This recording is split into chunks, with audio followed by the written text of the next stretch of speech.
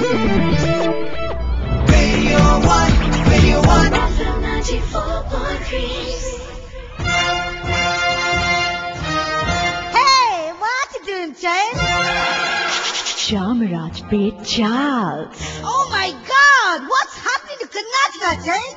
After being famous for the IT city, pub city and the rock city, now we are going to be famous for one more thing, atrocity only.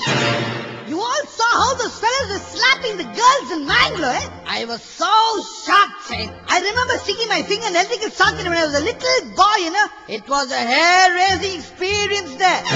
These people are all spoiling the name of Indian culture, child. Indian culture is to respect the women and not go and publicly slap them, baba. Now the fellas want to marry off everyone holding hand on Valentine's Day. See that now. You know what I'm going to do? I'm going to hold up my Susie Mariam's hand and go off one walk in the dusk on MG Road. Then won't be able to do anything, honey. Because Mariam looks so fat, nah. They think she's my nana girl.